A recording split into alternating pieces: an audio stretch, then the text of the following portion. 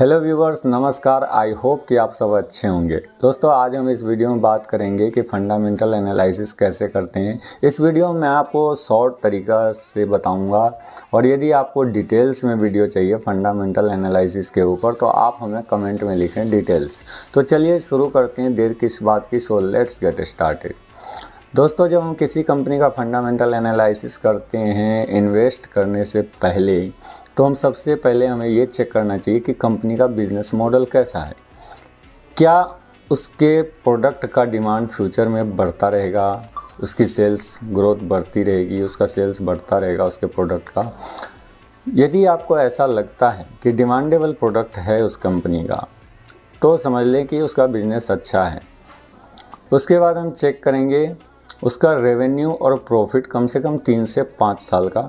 यदि कंटिन्यू बढ़ रहा है तो ये एक अच्छा संकेत है।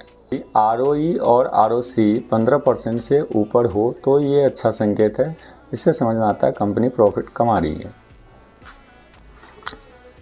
उसके बाद ये चेक करें कंपनी डिविडेंड दे रहा है या नहीं। यदि कंपनी डिविडेंड दे रहा है तो ये भी एक बहुत अच्छा संकेत माना जाता है।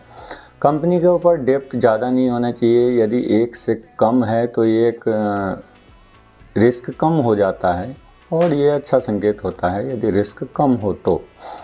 उसके बाद कंपनी का चार्ट देखेंगे।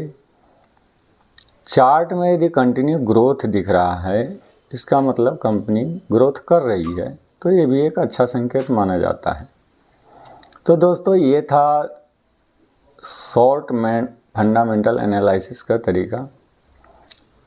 आप हमें कमेंट करें, हम इस पर डिटेल्स में वीडियो बनाएंगे, और ऐसे ही नॉलेजेबल वीडियो के लिए आप हमें फॉलो कर लें ताकि आपको ऐसे ही नॉलेजेबल वीडियो का नोटिफिकेशन प्राप्त होता रहे। इसी के साथ मिलते हैं नेक्स्ट वीडियो में। तब तक के लिए धन्यवाद। और एक बात ध्यान रखें कि ये वीडियो सिर्फ नॉलेजेबल पर्पज़ के लिए है। आप यदि इन्वेस्ट करते हैं तो खुद के रिस्क के अनुसार ही इन्वेस्ट करें। धन्यवाद।